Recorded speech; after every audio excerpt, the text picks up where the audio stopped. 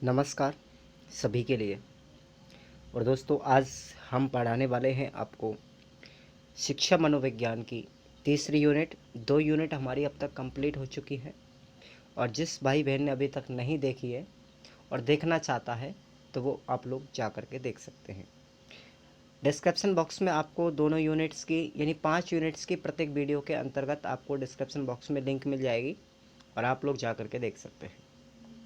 आज की हमारी तीसरी यूनिट है मानसिक स्वास्थ्य व समायोजन, बुद्धि व संवेगात्मक बुद्धि के प्रकार।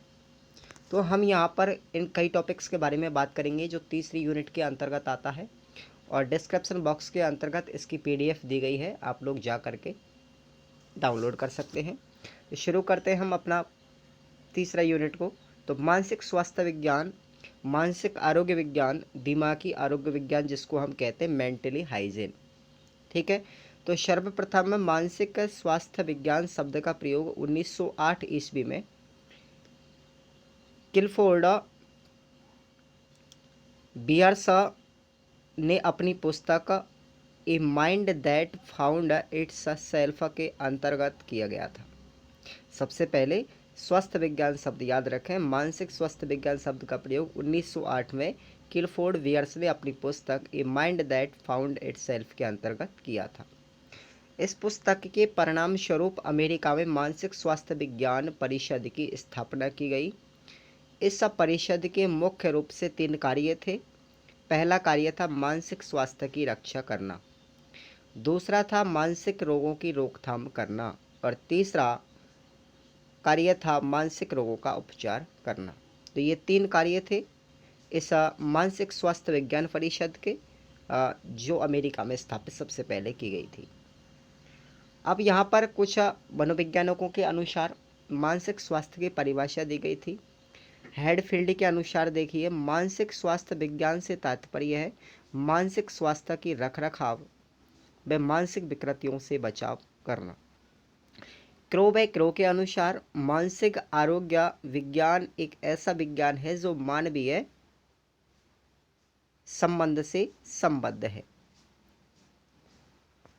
उसके पश्चात में हम बात करते हैं मानसिक स्वास्थ्य क्या है या मेंटल हेल्थ क्या है। तो देखिएगा, मानसिक स्वास्थ्य से तात्पर्य रोगों एवं दोषों का अभाव तथा मानसिक कार्य व्यवस्था के उचित संचालन से है। मानसिक स्वास्थ्य कहलाता है जो व्यक्ति मानसिक रूप से स्वस्थ होते हैं, उनके व्यवहार में संयम, संतुलन व एकरूपता पाई जाती है, निर्णय करने की क्षमता पाई जाती है, आकांक्षा का उच्च स्तर पाया जाता है, व सकारात्मक सोच भी उन व्यक्तियों के अंतर्गत पाई जाती है जिनका मानसिक स्वास्थ्य ठीक होता है। आगे बात करते हैं कि इसके विपरीत जो व्यक्ति मानसिक रूप से अस्वस्थ होते हैं वो हमेशा मानसिक रोगों के शिकार हो जाते हैं और बाधाओं को देख करके घबरा जाते हैं, आकांक्षा की कमी होती है, नकारात्मक सोच पाई जाती है, और इस स्थिति में वे हमेशा रहते हैं असमंजस की स्थिति में, अंधविश्वासों के शिकार होते हैं तथा गिरगिट की तरह अपना रंग बदलते रहते हैं, जिन व्यक्तियों के अंतर्गत मानसिक कमजोरी होती है।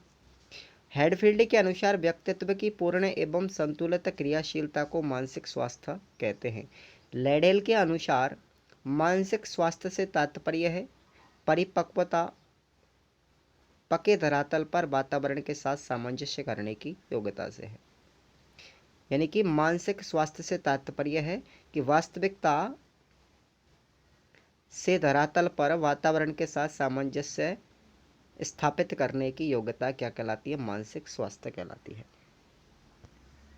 उसके बाद समायोजन, एडजस्टमेंट क्या है? तो समायोजन की प्रक्रिया से तात्पर्य है व्यक्ति की आवश्यकताएं, उनको पूरा करने वाली परिस्थितियों के बीच तालमेल स्थापित करना ही क्या कहलाता है? समायोजन। और यह परिभाषा सेफर के द्वारा दी गई थी। जो व्यक्ति अपनी आवश्यकता और उनको पूरा करने वाली परिस्थितियों के बीच तालमेल स्थापित नहीं कर पाता है, ऐसा व्यक्ति तनाव, चिंता और कुंठा आदि का शिकार होकर के असामान्य व्यवहार करने लगता है। इसी असामान्यता के स्थिति को कुसमायोजन या मानसिक रोग ग्रस्त व्यक्ति कहते हैं। यह गेट्स और उसके साथियों के द्वारा दी गई थी। मानसिक रोग क्या होते हैं? जिनके कारण व्यक्ति तनाव में रहता है, दुश्चिंता में रहता है, दबाव में रहता है, भग्नाशा व कुंठा की स्थिति में रहता है और द्वंद्व या फिर संघर्ष की स्थिति में रहता है। बात करते हैं पहले तनाव क्या है। तो जब व्यक्ति समय, परिस्थिति तथा आवश्यकता के अनुसार कार्य नहीं कर पाता है तथा असफल हो जाता है तो वह तनाव का शिकार हो जाता है। दुश्चिंता क्या है कि जब अचेतन मन में दबित इच्छा चेतन मन में आने का प्रयास करती है तो व्यक्ति दुश्चिंता का शिकार हो जाता है। दबाव क्या है। तो दबाव है सफलता व असफलता तथा आत्मसम्मान की रक्षा के समय दबाव उत्पन्न होता है। जब ईगो आईडी पर आच्छादन रखता है तो व्यक्ति में दबाव उत्पन्न हो जाता है। भग्नाशा या कुंठा क्या है। तो देखिए, बार बार प्रयत्न करने के बावजूद भी व्यक्ति असफल हो जाता है तो वह निराश हो जाता है। इस निराशा की स्थिति को मनोवैज्ञानिक शब्दों में भग्नाशा या कुंठा कहते हैं। उसके बाद द्वंद्व या संघर्ष, जब एक साथ दो अवसर उपस्थित होते हैं और चयन किसी एक का करना होता है तो मस्तिष्क में द्वंद्व या संघर्ष की स्थिति उत्पन्न हो जाती है। तो ये 5 पॉइंट समझ में आए। उसके बाद द्वंद्व के प्रकार की बातों की करते हैं। तो द्वंद्व के प्रकार, पहला है उपागम। उपागम या पद्धति, उपागम पद्धति क्या है, या ग्राह्य ग्राह्य अंतर्द्वंद पद्धति, जब दोनों परिस्थितियां अनुकूल हों अर्थात सकारात्मक धनात्मक हो। जैसे दोनों लड़कियां खूबसूरत, शादी करूँ तो किससे करूँ, यानी दोनों ही लड़कियां खूबसूरत हैं तो शादी करूँ तो किससे करूँ। तो ये द्वंद्व की स्थिति हुई। उपागम उपागम या पद्धति पद्धति की द्वंद्व प्रकार हुआ। उसके बाद परिहार परिहार या वर्जन वर्जन अंतर्द्वंद, जब दोनों ही परिस्थितियां प्रतिकूल होती हैं अर्थात नकारात्मक होती हैं या फिर ऋणात्मक होती हैं। उदाहरण के लिए जैसे इधर गिरे तो कुआं और उधर गिरे तो खाई, ये परिहार परिहार अंतर्द्वंद का उदाहरण है। उसके बाद में है तीसरा उपागम परिहार अंतर्द्वंद, जब एक परिस्थिति अनुकूल होती है और दूसरी परिस्थिति प्रतिकूल होती है तो उपागम परिहार अंतर्द्वंद स्थिति उत्पन्न होती है। जैसे लड़का अपनी पसंद की लड़की से शादी करना चाहता है जबकि उसके पिताजी उनकी पसंद से शादी करवाना चाहते हैं। ठीक है, तो अंतर हो गया, पिताजी की पसंद अलग है, लड़की की पसंद अलग है। उसके बाद में चौथा है बहु उपागम परिहार अंतर्द्वंद, जब दो या दो से अधिक परिस्थितियां अनुकूल होती हैं या फिर वे प्रतिकूल होती हैं तो बहु उपागम परिहार अंतर्द्वंद कहलाता है। अब बात करते हैं मानसिक मनोरचनाएं या समायोजन तंत्र, आत्मसुरक्षा अभियांत्रिकी या रचनात्मक युक्तियां, प्रतिरक्षण प्रणालियां, रक्षा तंत्र, रक्षा कवच या रक्षणात्मक प्रणालियां, ये सब मैकेनिज्म होती है। इसके कई नाम है, याद रख लें। मानसिक मनोरचनाओं में वे साधन आते हैं जिनको व्यक्ति तनाव, चिंता, कुंठा आदि से बचने या उनके साथ समायोजन स्थापित करने के लिए उपाय के रूप में अपनाता है, वो हमारी मानसिक मनोरचनाएं कहलाती हैं। प्रत्यक्ष उपाय क्या है इसका। तो बाधाओं को दूर करना, अन्य मार्ग खोजना, लक्ष्य का प्रतिस्थापन करना या विश्लेषण या विसर्जन करना। उसके बाद अप्रत्यक्ष उपाय क्या करेगा व्यक्ति, दमन, समन, प्रक्षेपण, प्रतिगमन, पृथक्करण, आश्रित होना, तदात्मीकरण, विस्थापन, दिवास्वप्न, औचित्य स्थापन, युक्तिकरण, विपरीत रचना, प्रतिक्रिया निर्माण, शोधन या मार्गांतरीकरण, उदात्तीकरण या शुद्धिकरण, ये अपने अप्रत्यक्ष होते हैं। उसके बाद हम बात करते हैं दमन क्या है।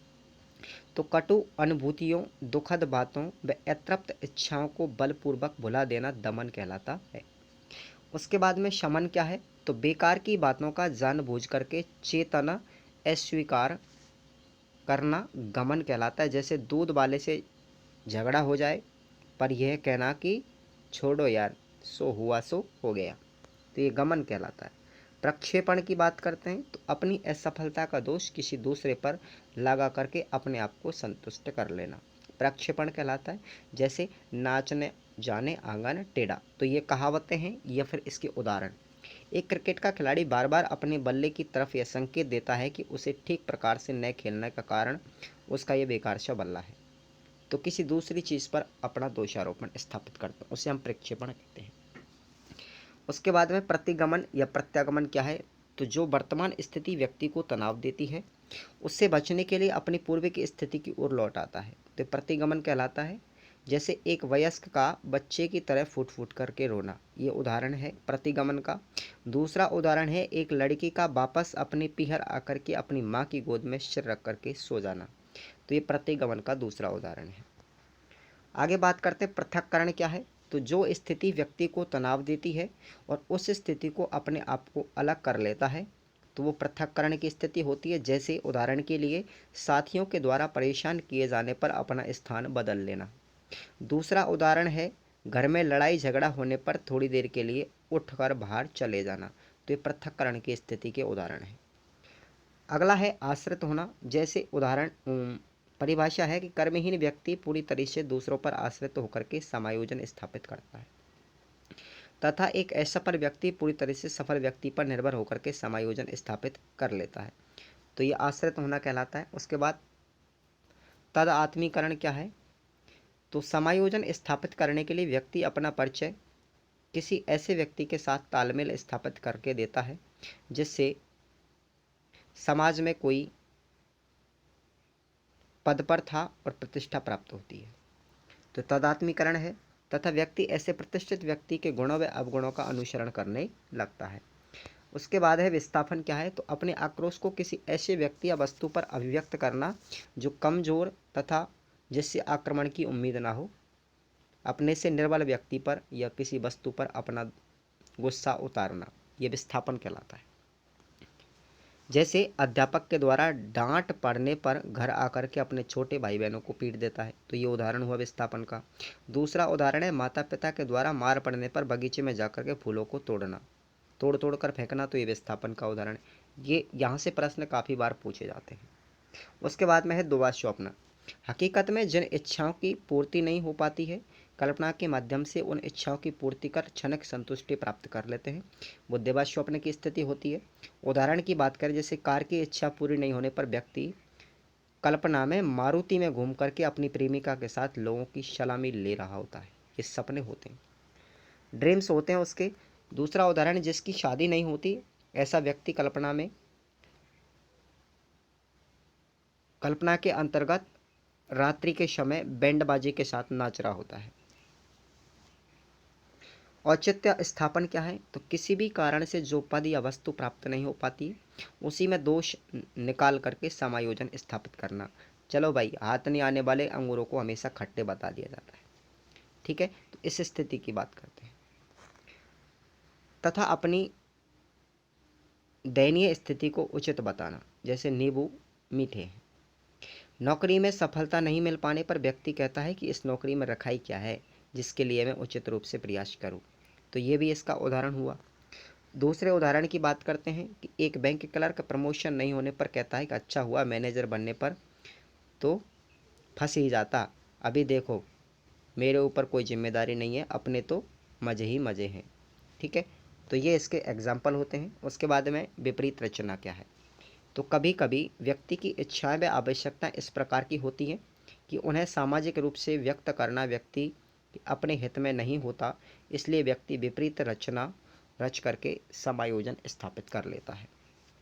जैसे उदाहरण की बात करते हैं हम, तो एक सौतेली माँ अपनी सौतेली बेटी के प्रति नफरत को अपने अंदर बंद करती है और इसके विपरीत प्यार प्रदर्शन करती है, झूठा बहाना बना करके। उसके बाद जैसे दूसरा उदाहरण है कि बुजुर्गों के प्रति सम्मान भावना नहीं होने पर सम्मान प्रकट करना, कोरा दिखावा होता है एक दूसरे के प्रति। उसके बाद में बात करते हैं हम शोधन। तो असामाजिक प्रवृत्तियों को सामाजिक प्रवृत्तियों में परिवर्तन कर समायोजन स्थापित कर लेते हैं, वो शोधन कहलाता है।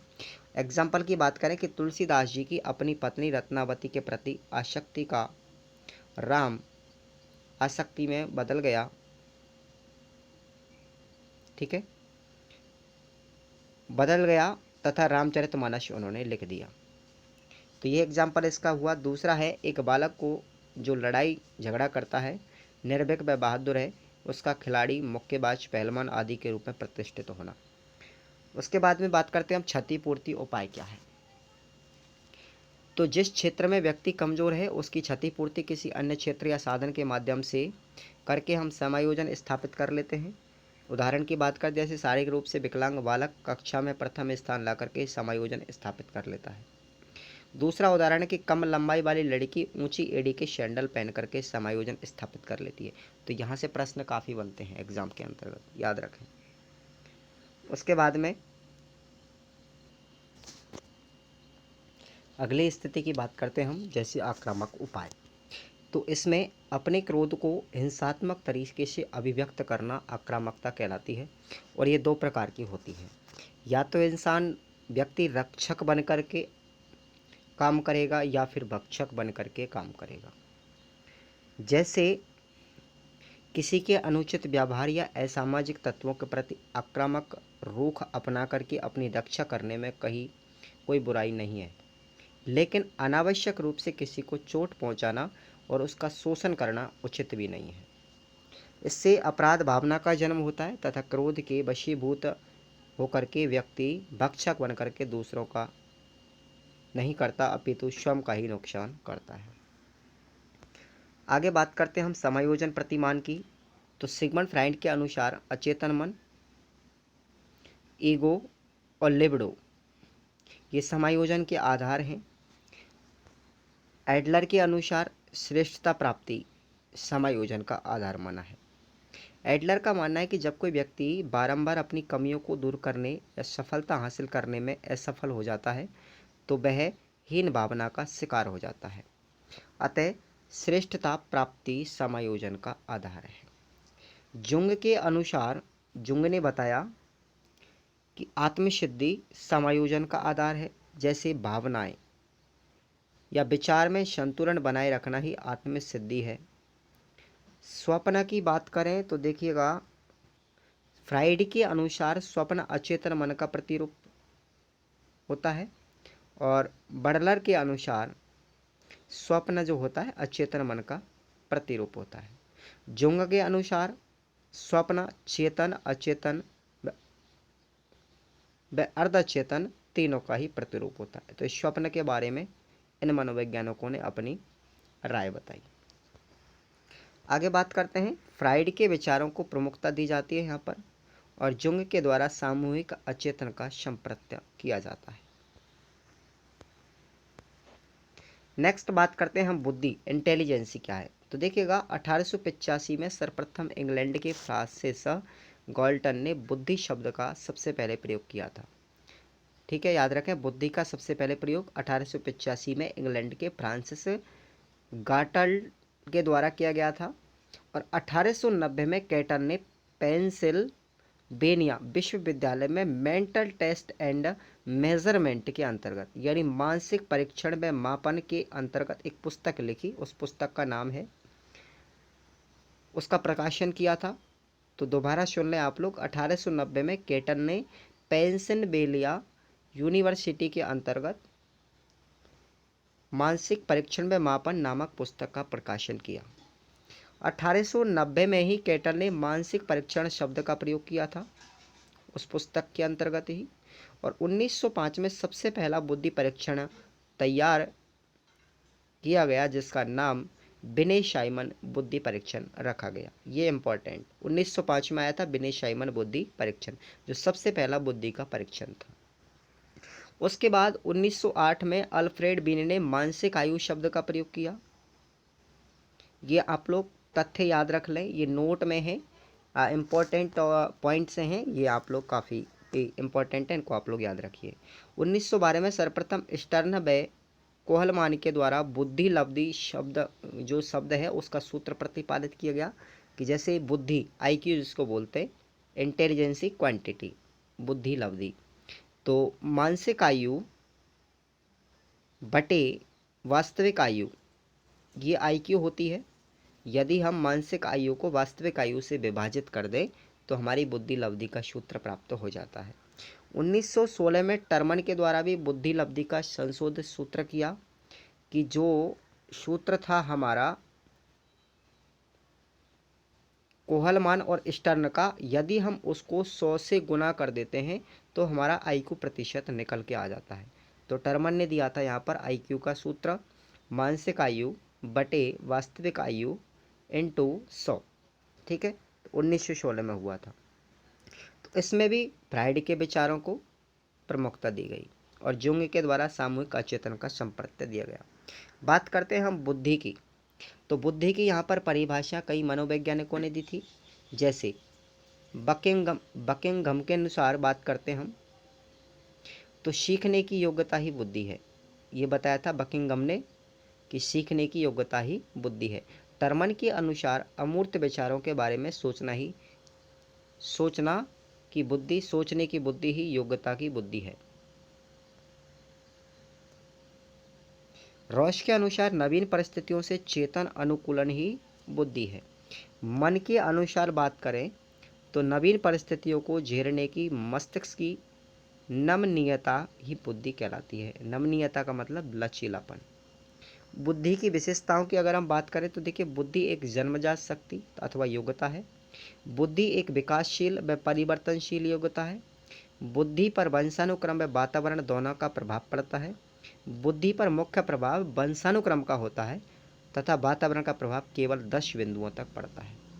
ठीक है, अब आगे बात करते हैं कि लिंग, भेद व जाति किसी विशेष पर बुद्धि का प्रभाव नहीं होता। बुद्धि एक इकाई न होकर के अनेक इकाइयों का समूह होती है।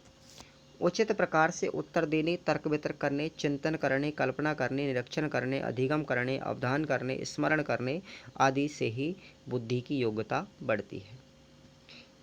सीखने योग्यता ही बुद्धि है, यह बकिंघम ने कहा था। अनुभव से लाभ उठाने की योग्यता ही बुद्धि है। प्रत्येक वातावरण में समायोजन स्थापित कर लेना ही बुद्धि कहलाती है। ये विशेषताएं हैं बुद्धि की। अमूर्त चिंतन करने की योग्यता ही बुद्धि है, ये टर्मन के अनुसार है। बुद्धि की लंबवत वृद्धि 16 से 18 वर्ष अर्थात किशोर अवस्था तक होती है, जबकि क्षैतिजीय वृद्धि की अगर हम बात करें तो ये जीवन पर्यंत चलती रहती है। बुद्धि के प्रकार की बात करते हैं हम यहाँ पर, तो थॉर्नडाइक व गैरेट ने बुद्धि के 3 प्रकार बताए। पहला है मूर्त बुद्धि, ठीक है, प्रैक्टिकली इंटेलिजेंस। इसे हम गामा की या यांत्रिक बुद्धि कहते हैं। इस बुद्धि का संबंध यंत्रों और मशीनों से होता है। इस बुद्धि के अंतर्गत कारीगर, मिस्त्री, इंजीनियर, खिलाड़ी, नर्तक और शारीरिक कार्यों में दक्ष आदि व्यक्ति आते हैं इसके अंतर्गत मूर्त बुद्धि में।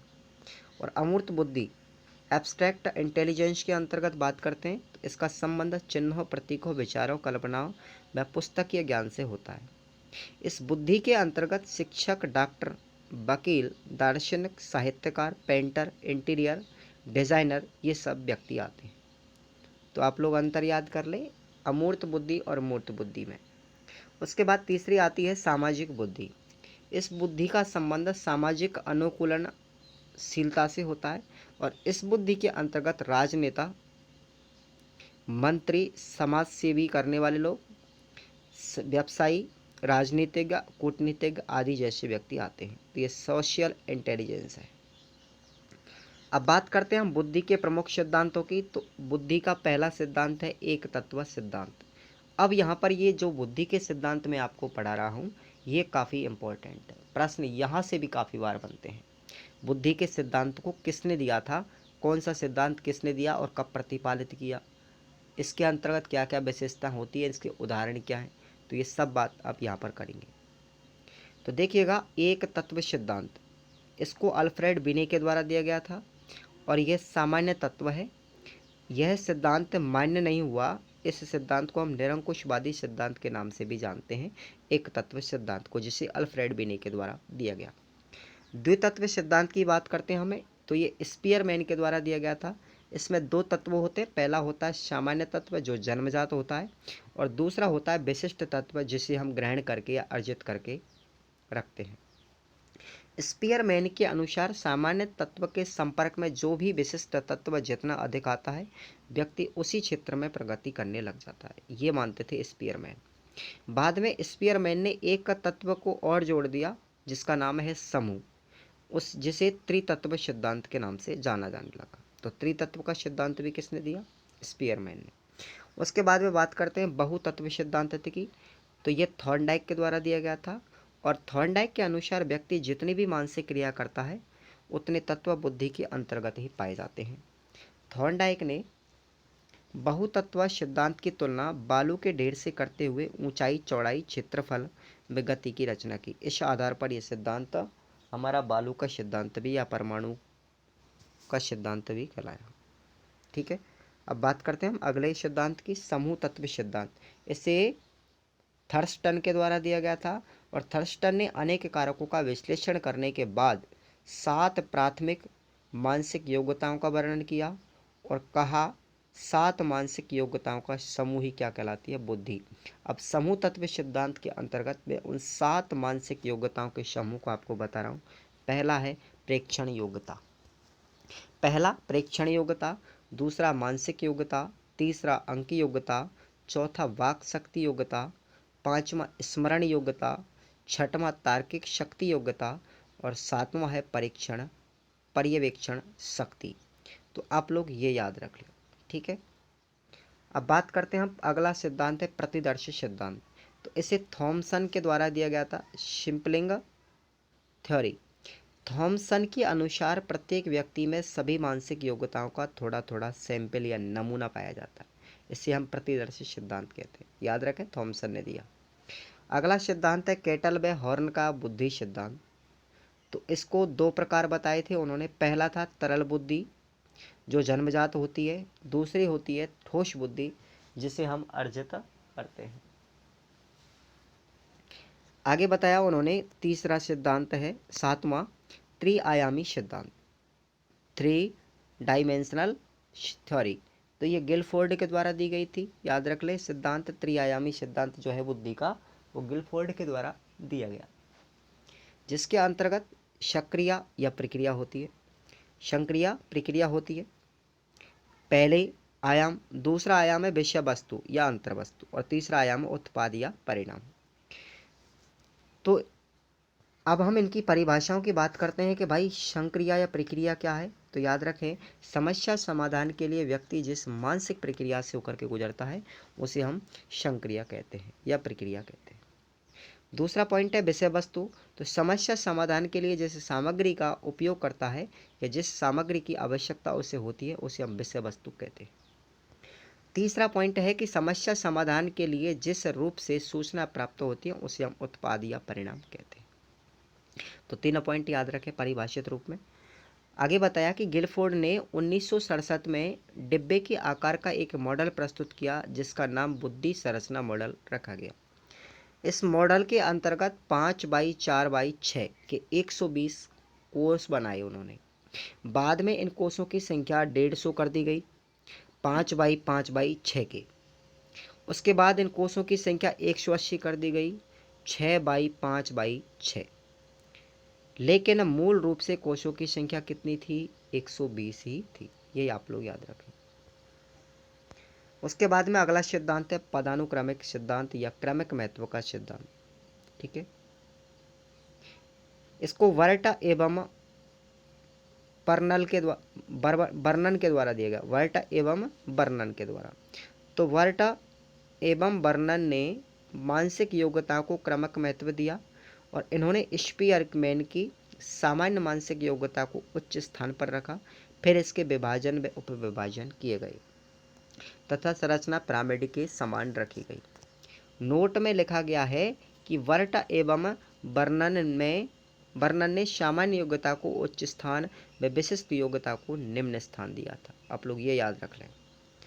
उसके बाद में अगला सिद्धांत है सूचना प्रक्रमण सिद्धांत या त्रितंत्र सिद्धांत या त्रिपाचीय सिद्धांत। क्या है, इसको रॉबर्ट स्टर्न वर्ग के द्वारा दिया गया था और उन्होंने एक पुस्तक लिखी थी बियॉन्ड आईक्यू। बियॉन्ड आईक्यू उनकी पुस्तक थी रॉबर्ट स्टर्नबर्ग की और उन्होंने बुद्धि के 3 प्रकार बताए। पहला बताया था प्रकार घटकीय या विश्लेषणात्मक बुद्धि। इसके अंतर्गत सामान्य समाधान के लिए सूचनाओं का विश्लेषण किया जाता है। दूसरा प्रकार बताया कि अनुभवजन्य या सृजनात्मक बुद्धि, जिसके अंतर्गत समस्या समाधान के लिए पूर्व अनुभवों का सृजनात्मक रूप में उपयोग किया जाता है। और तीसरा प्रकार बताया कि संदर्भात्मक या व्यावहारिक बुद्धि, जिसके अंतर्गत दिन प्रतिदिन व्यवहार में आने वाली समस्याओं का समाधान किया जाता है। अगला सिद्धांत है बुद्धि का बहुबुद्धि सिद्धांत, जिसे हार्वर्ड के द्वारा यानी पूरा नाम है हार्वर्ड गार्डनर, और 1983 में इसे प्रतिपादित किया। इन्होंने मूल रूप से बुद्धि के 7 प्रकार बताए, बाद में 1998 में 8वां प्रकार और 2000 में 9वां प्रकार बताया। इस तरह वर्तमान में बुद्धि के कुल 9 प्रकार हुए। तो देखिएगा, प्रकार देखिए बुद्धि का और इसकी निष्पादन की संभावनाएं क्या थी। पहली थी भाषाई बुद्धि, जिसमें कवि, वकील, व्याख्याता, पत्रकार ये सब आते हैं। उसके बाद तार्किकीय गणित, इसमें गणितीय वैकल्पिक स्थिति होती है। उसके बाद तीसरी है संगीतात्मक बुद्धि, जिसमें संगीतकार या वाद्य यंत्र को बजाने वाले आते हैं। उसके बाद चौथी है स्थानिक बुद्धि, जिसमें मूर्तिकार, चित्रकार, सर्वेक्षण अधिकारी आते हैं। पांचवा है शारीरिक गतिज बुद्धि, जिसमें नृत्यक, नृत्यांगना, खिलाड़ी, मुक्केबाज, तैराक, शल्य चिकित्सक, एयरफोर्स पायलट ये आते हैं। छठवां है अंतर्वैयक्तिक बुद्धि, जिसमें राजनेता, चिकित्सक, विक्रय अधिकारी आते हैं। सातवां है अंतरा व्यक्तिक बुद्धि, जिसमें योगी, संत, सही आत्मज्ञान से युक्त व्यक्ति आते हैं। और आठवां है प्रकृतिवादी, जिसमें किसान, जीव वैज्ञानिक और वाक्पति वैज्ञानिक आते हैं। उसके बाद नौवां है अस्तित्ववादी बुद्धि, जिसमें दार्शनिक, चिंतक आते हैं। ठीक है, तो ये 9 बुद्धि के सिद्धांत हुए। उसके बाद में अगला बात करते हैं हम बुद्धि मापन के सोपान कौन कौन से हैं। तो पहला याद रखें, बुद्धि मापने के लिए वास्तविक आयु का होना जरूरी है। उसके बाद मानसिक आयु का होना जरूरी है। और तीसरा बुद्धि लब्धि का होना जरूरी है। इसलिए टर्मन के अनुसार 1916 में सूत्र प्रतिपादित किया गया था बुद्धि मापन का कि IQ = MA/CA × 100। तो ये 1916 में टर्मन ने दिया था। बुद्धि परीक्षण के इतिहास की बात करते हैं तो बुद्धि परीक्षण के द्वारा मानसिक आयु ज्ञात की जाती है। सबसे पहला बुद्धि परीक्षण 1905 में किया गया था। फ्रांस के निवासी अल्फ्रेड बेने ने किया था और शाइमन की मदद से तैयार किया था, और इसे बुद्धि परीक्षण कहते हैं, जिसका नाम पड़ गया बाद में चल के बिने शाइमन बुद्धि परीक्षण। इसमें प्रश्नों की संख्या 30 रखी गई थी।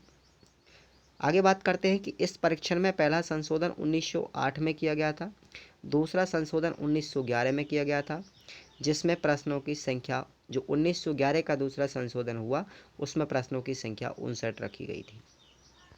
क्लियर। उसके बाद 1916 में अमेरिका के एक स्टैनफोर्ड यूनिवर्सिटी में टर्मन की अध्यक्षता में बिने शाइमन बुद्धि परीक्षण का संशोधन किया गया तथा संशोधित परीक्षण कहलाया, जिसे स्टैनफोर्ड बिने परीक्षण या टर्मन बुद्धि परीक्षण के नाम से जानते हैं। और इसमें प्रश्नों की संख्या 90 थी। प्रश्न यहाँ से भी काफ़ी बनते हैं। भारत में सबसे पहला बुद्धि परीक्षण 1922 में किया गया था। वो कहाँ किया गया था? FG कॉलेज लाहौर के अंतर्गत। ठीक है, और किसने किया था? उसके एक प्रिंसिपल थे डॉक्टर CH रति।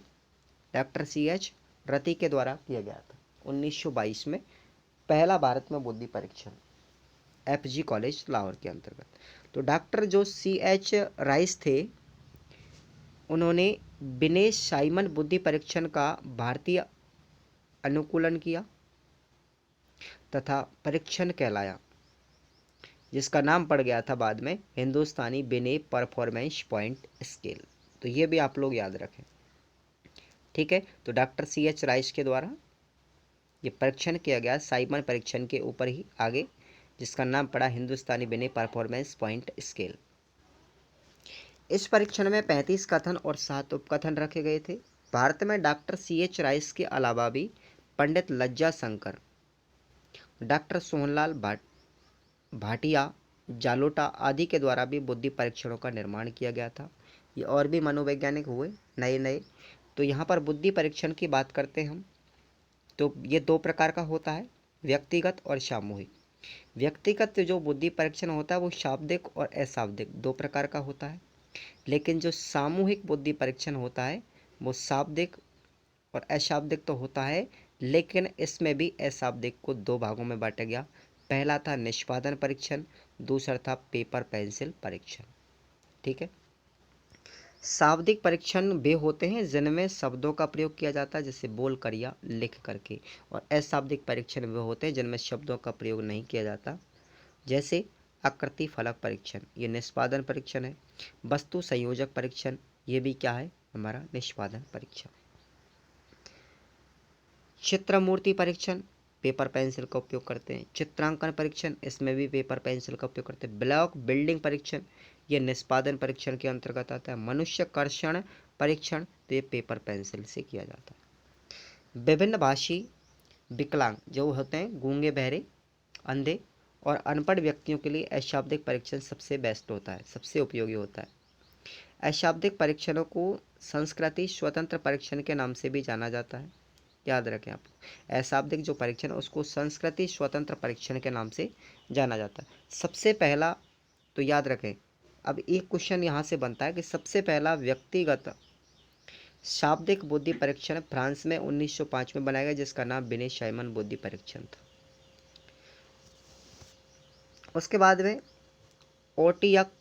ओटियम्बर्स द्वारा अमेरिका में सैनिक जो छटनी हुई उसको करने के लिए 1917 में दो प्रकार के सामूहिक परीक्षणों का निर्माण किया गया। पहला था आर्मी अल्फा परीक्षण जो सामूहिक शाब्दिक था, और दूसरा था आर्मी बीटा परीक्षण, वो भी सामूहिक, ये सामूहिक अशाब्दिक था। तो ये याद रख लें, इनका संबंध पूछा जाता है काफ़ी बार एग्जाम के अंतर्गत कि भाई आर्मी अल्फा परीक्षण क्या है, सामूहिक शाब्दिक परीक्षण है, और आर्मी बीटा परीक्षण जो है वो सामूहिक अशाब्दिक परीक्षण है। अशाब्दिक परीक्षण अधिकांश सामूहिक होते हैं और कुछ व्यक्तिगत भी होते हैं, और अशाब्दिक जो परीक्षण जो होते हैं अधिकांशतः व्यक्तिगत होते हैं, कुछ सामूहिक होते हैं, तो उनमें फ़र्क हो जाता है। ठीक है, आगे बात करते हैं। टर्मन ने अशाब्दिक परीक्षणों की आलोचना करते हुए शाब्दिक परीक्षणों को उचित बताया था, लेकिन कुछ मनोवैज्ञानिक अशाब्दिक परीक्षणों को उचित बताते हैं। निष्कर्ष रूप में शाब्दिक व अशाब्दिक परीक्षणों को एक दूसरे का विरोधी न समझ करके पूरक समझना चाहिए।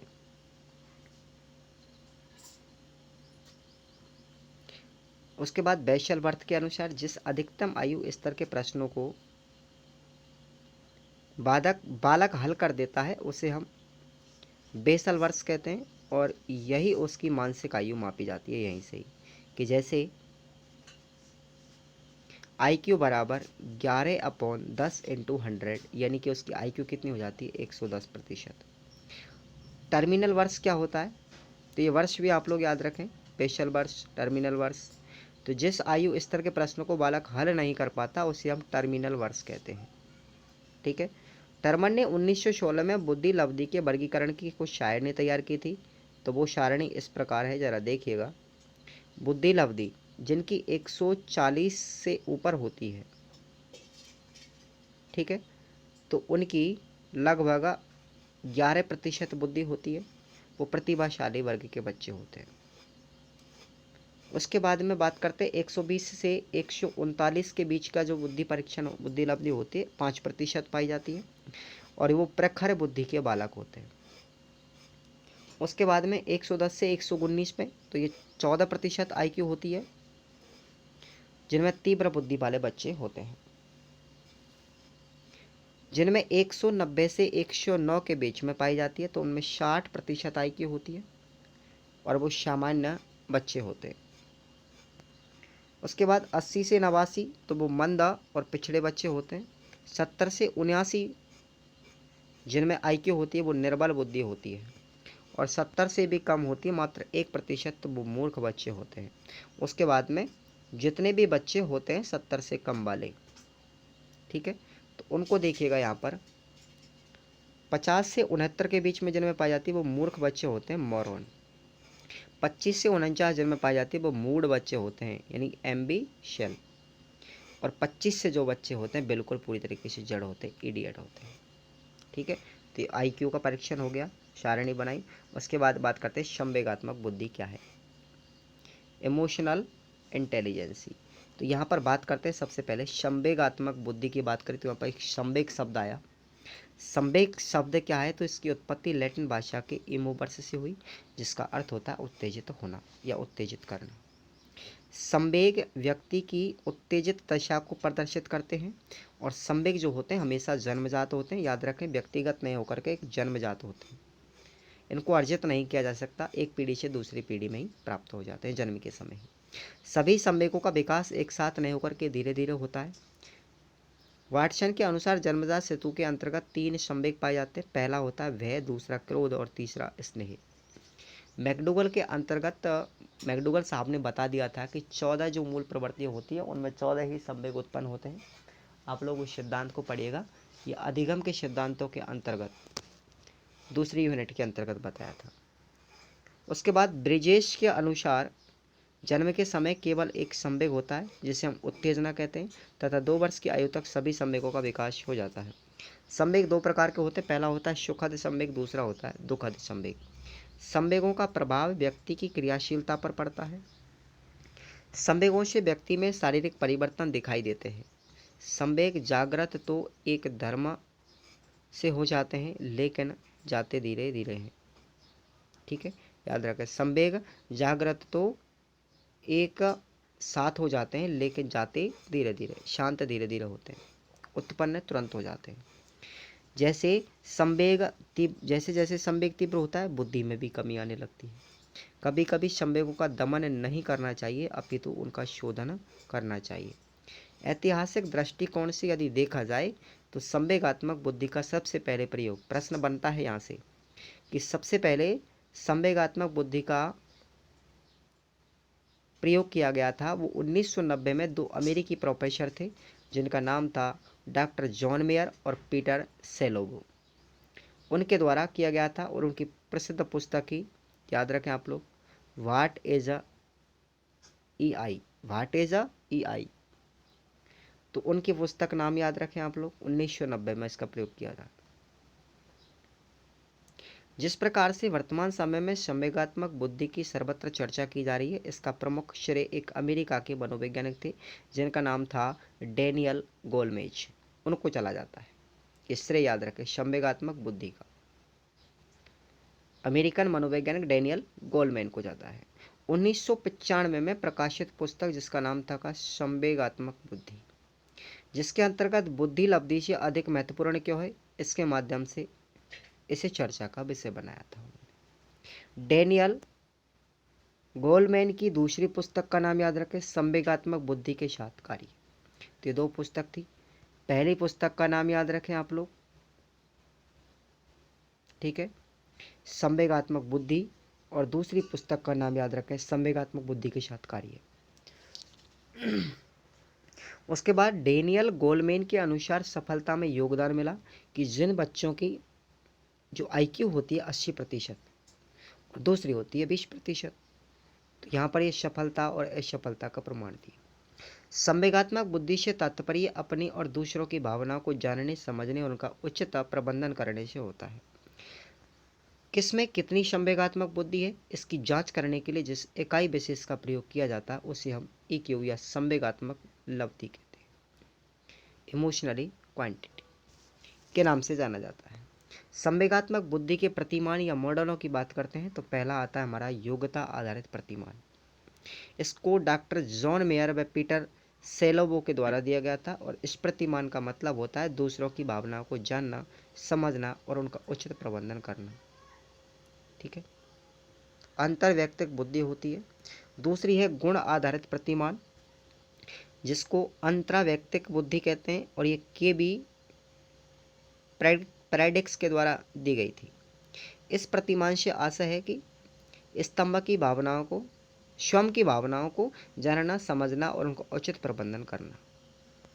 मिक्सड मॉडल क्या है, मिक्स्ड मॉडल यानी मिश्रित प्रतिमान, ये अंतरा दोनों के अंतर का पाया जाता है। ये डेनियल गोलमेल के द्वारा दिया गया था। इस प्रतिमान से तात्पर्य है कि अपनी तथा दूसरों की भावनाओं को जानना, समझना और उनका उचित प्रबंधन करना, ये मिक्स्ड प्रतिमान होता है मॉडल।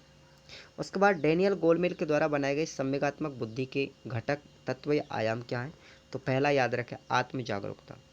इसमें स्वयं के संवेगों को जानना और समझना क्या कहलाता है, आत्म जागरूकता कहलाती है।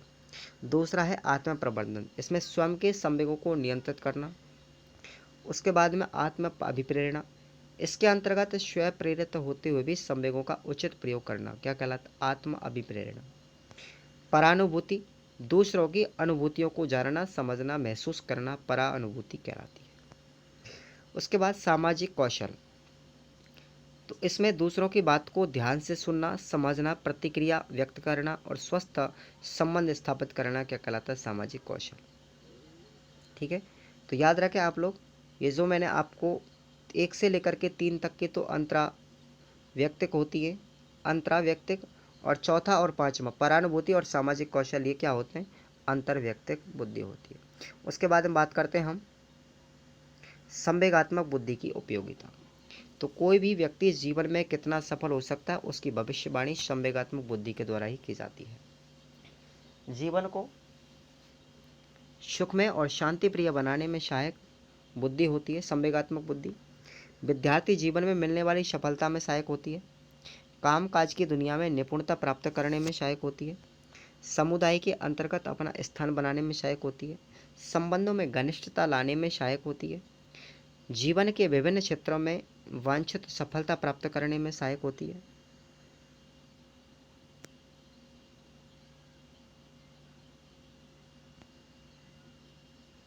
आगे बात करते हैं हम चौथी यूनिट की, तो वो आपको मैं अगली क्लास के अंतर्गत बताऊंगा। तो ठीक है दोस्तों, आज की जो हमारी क्लास है यहीं पर ख़त्म होती है और हमने आपको 3 यूनिट पढ़ाया। अब लेकर के आएंगे चौथी और पाँचवीं यूनिट। ठीक है, वीडियो को ज़्यादा से ज़्यादा देखिए, ज़्यादा से ज़्यादा लाइक कीजिए, चैनल पर पहली बार आएँ तो सब्सक्राइब भी कर लीजिए, क्योंकि आपको साइकोलॉजी बहुत बढ़िया तरीके से हर प्रकार के नोट्स के माध्यम से जितनी भी क्लासेस के नोट्स आपको मिलेंगे मैं आपको देता रहूँगा। धन्यवाद। जय हिंद, वंदे मातरम। सब्सक्राइब करना मत भूलिए।